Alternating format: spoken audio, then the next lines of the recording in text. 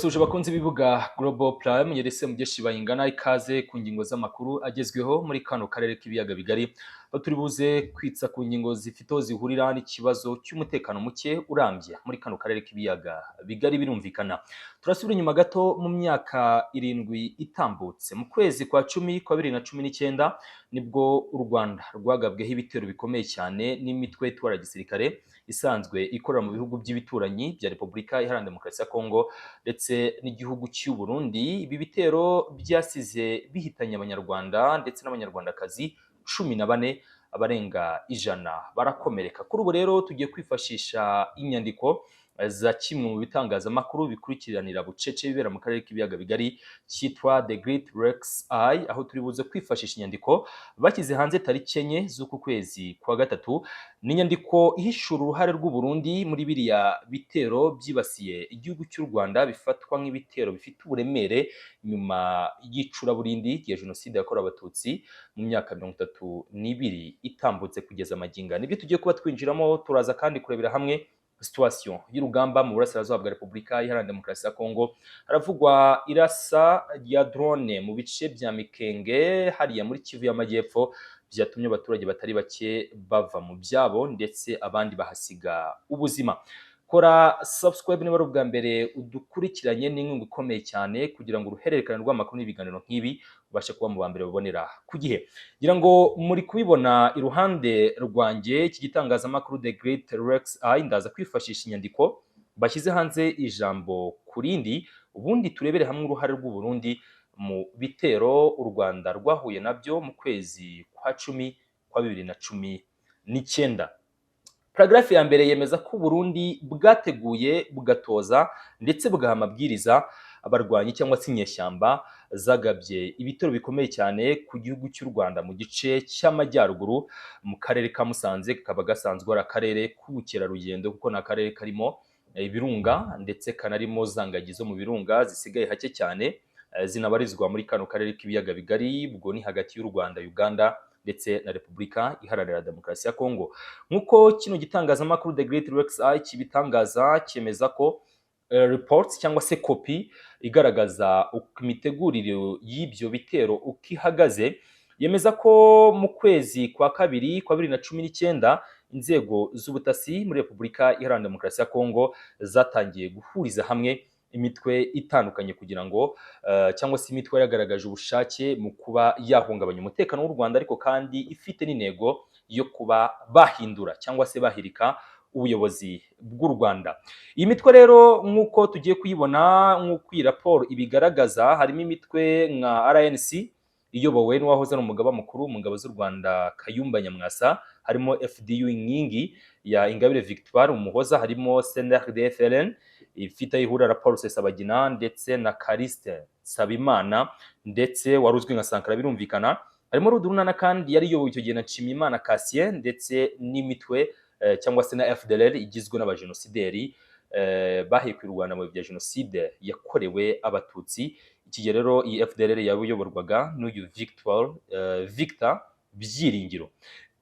Iyi raporo rero igaragaza ko uguhuriza hamwe izi ngabo bikozwe n'ubutasi bwa Repubulika Iharanira Demokarasi ya Kongo, nego na yindi nyuma kandi akazamo no kugaragaramo igihugu cy'u Burundi. Igihugu cy'u Burundi ari nacyo cyatanze imyitozo mu kigo cyitwa Bijabo giherereye muri groupement ya Barara y'Amajyepfo muri secteur Tanganyika, territoire ya Fizi ho mu burasirazuba bwa Repubulika Iharanira Demokarasi ya Kongo.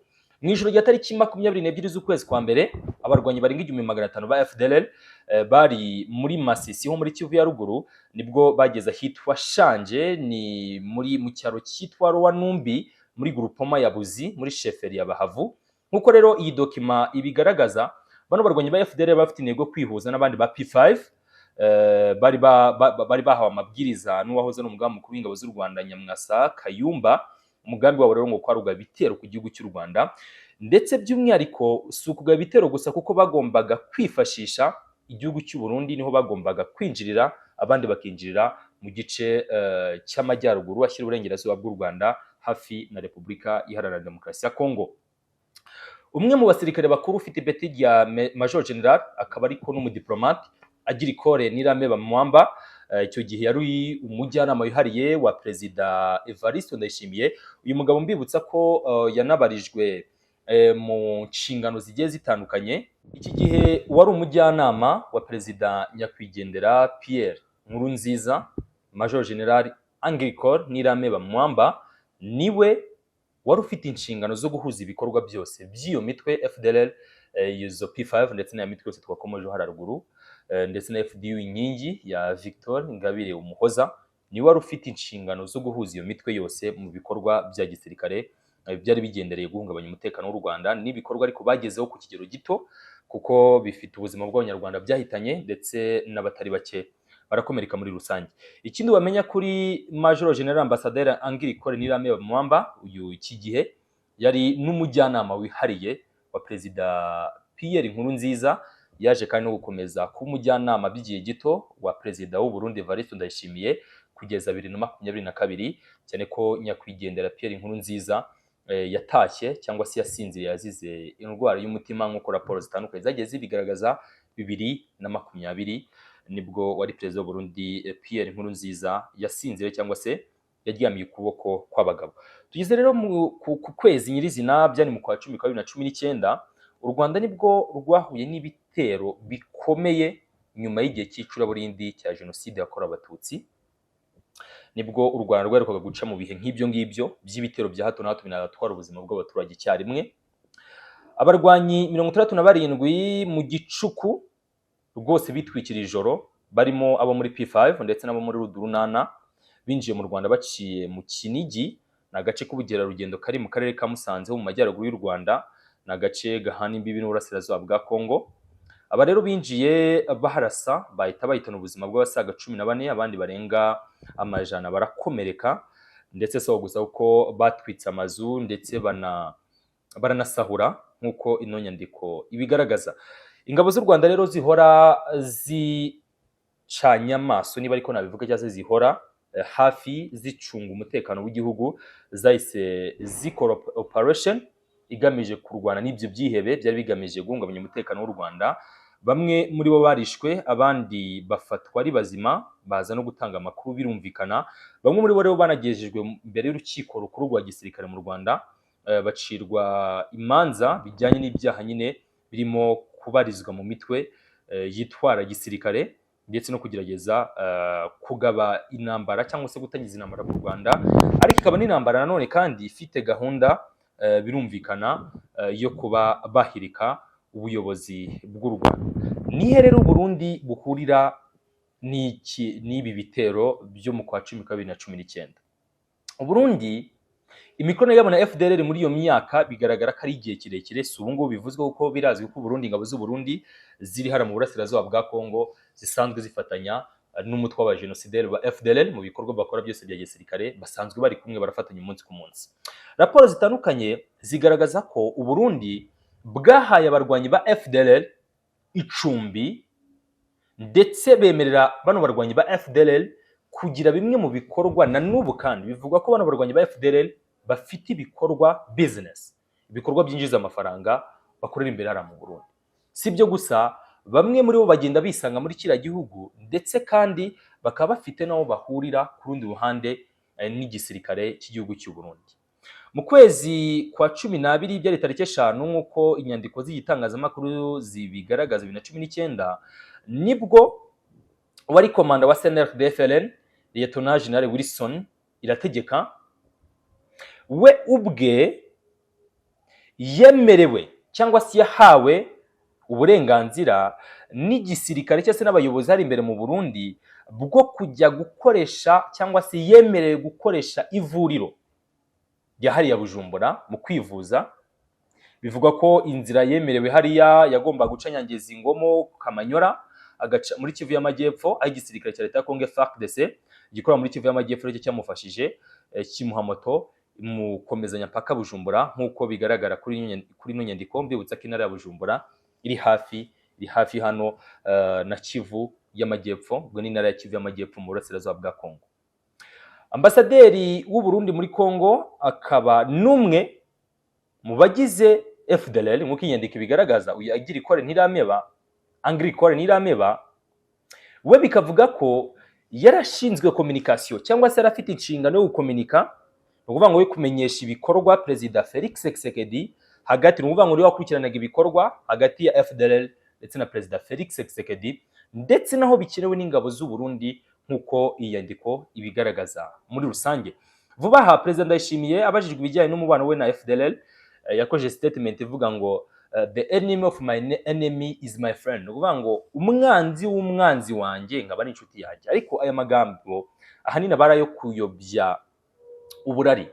Ni kenshi bagiye bahakana ibyo gutunga ingabo mu burasirazuba bwa Kongo, ni kenshi Uburundi bwagiye buhakana byo kugira uruhare ruziguye mu bikorwa bya gisirikare, ariko M23 izaga kuba proving along, igaragaza ko hari ibikorwa bya gisirikare bari kugiramo uruhare. Ibyo ngibyo irabyerekana, turabibona twese. Bamwe mu basirikare b'u Burundi bafatirwa hariya, abandi banahabwa inzira ubwo AFC M23 yafataga uriya muji wa Uvira mu rugamba rukomeye rwo mu kwezi kwa 12. Perezida Ndayishimiye w'u Burundi ni uyoboye Afurika yunze ubumwe kuri ubu, ariko uruhare rwe ruragaragara cyane, ndetse uruhare rw'u Burundi mu gushyigikira no gufatana za FDLR n'indi mitwe yose hora ihigira guhungabanya umutekano w'u Rwanda ruragaragara muri rusange. Ni inyandiko rero twifashishije amagambo yashyizwe hanze y'igitangazamakuru cya Great Rex Eye, isubiramo amatariki n'uko ibikorwa byagiye bikurikirana mu kugaragaza uruhare rw'u Burundi mu bikorwa byibasiye cyangwa se mu bitero byibasiye u Rwanda mu myaka 7 itambutse hafi yenda kuzura, kuko byabaye mu kwa 10 kwa 2019, turi mu kwa 3 kwa 2026, n'amezi make kugira ngo iyo myaka 7 ibashe kuba yakuzura muri rusange. Reka rero iyi ngingo y'amakuru tuyishyire ku ruhande, ahubwo tunasingira izindi nkuru. Murabibona hano nanone kandi ku rukuta rwa Steve Wemby haragaragaraho inkuru yemeza ko ibitero byaramukiye mu bice bigiye bitandukanye. Humvikanye amadrone yagiye arasa cyane mu bice nabyo bitandukanye hara muri Minembwe, nibyo ngira ngo turebere hamwe. Drone zarashe zifatanyije n'igisirikare cy'u Burundi, barasha hitwa Gakenge ndetse n'ahitwa Karingi muri centre ya Minembwe. Bivuga ko rero byahise bituma batari bake bakurwa mu byabo n'ibi bitero by'iyi coalition Kinshasa ndetse n'igisirikare cy'u Burundi. Wazalendo nukazibagirwe, ubwo FDLR ahari Wazalendo na FDL na FARDC nabo baba hari bari gucungira hafi muri rusange uko ibikorwa bya gisirikare birimo birakorwa muri kariya gace. Ibi ngibi rero binahabanye cyane n'ibimaze iminsi byemeranyijweho mu kwezi kwa 2 ejo bundi aha rwose tariki 3 Doha muri Qatar, nibwo M23 ndetse na Kinshasa bari bageze ku ngingo zo kwemeranya ibijyanye no gushakisha amahoro n'ituze bikubiyemo ingingo zo guhagarika intambara muri kariya gace. Ariko ibi byose bikomeje gucibwa amazi, ahubwo turabona uruhande rwo kubogama cyane ku burengerazuba bw'isi, aho bakomeje gufatira ibihano bamwe mu bayobozi bakuru b'u Rwanda mu bya gisirikare ndetse n'ibya diplomasi. Ngira ngo ya US Department of Justice twageranya na Minisiteri y'Ubutabera iherutse kuvuga ko iri guteganya guhagarika uruhushya rw'ingendo ku bayobozi, bamwe mu bayobozi bakuru mu gihugu cy'u Rwanda. Bavuga ko bagomba guhagarika, uretse ko urutonde rutarajya hanze, ariko bari bisa nk'ababiteguje. Bari bamaze iminsi mike bafatiye bayobozi bakuru mu bya gisirikare barangajwe imbere na Fande General Mubaraka Muganga, ni CDS cyangwa se n'umugaba mukuru w'igisirikare cy'u Rwanda. Ibi byose rero bikaba bigaragaza ukubogama gukomeye cyane kw'ibihugu bifite ijambo mu isi, ariko kandi birengagiza uruhare rw'ibi byose tuba turi kugenda tugaragaza muri zino nyandiko nazo zisobanutse cyane. Ni mu gihe kandi ku rundi ruhande of course birumvikana urebye yandi makuru ari kugenda avugwa, ari nayo tugiye gusorezaho. Ndabona Ministre w'ingabo w'u Burusiya, na makuru ari ku gitangazamakuru Africa Intelligence. Ministre w'ingabo w'u Burusiya Andrei Bersov yagendereye Togo kwa Perezida Fore Nyasimbe ku bijyanye n'ingingo z'umutekano, ariko kandi bakanaganira byagutse ku bindi bihangayikije hano ku mugabane wa Afurika. Togo mbibutsa ko iri kugira uruhare ruziguye mu gukemura ikibazo cy'umutekano muke muri kano karere k'ibiyaga bigari. Perezida Nyasimbe ari mu bahawe inshingano n'umuryango wa Afurika yunze ubumwe mu gukorera mu ngata cyangwa se gukomereza aho yarageze Perezida wa Angola Joao Lourenço wa Angola, aho yarageze ni Nyasimbe hakomereje. Byumvikane neza cyane ko Uburusiya nabwo nk'igihugu gishaka gukuza hegemoni yabo hano ku mugabane wa Afurika hari ibyo bakeneye cyane. Togo rero iri mu kigobe cya Guinea, ubwo yaba amahitamo meza yo kubafasha byinshi bigiye bitandukanye, cyane ko kari agace nanone mu buryo bwagutse ari agace kari kurwanirwamo n'ibihugu byinshi. Urebye Amerika, Uburusiya, Ubufaransa, Ubushinwa, Turukiya bakeneye ubugenzuzi bw'ikara gace muri kiriya kigobe cya Guinea.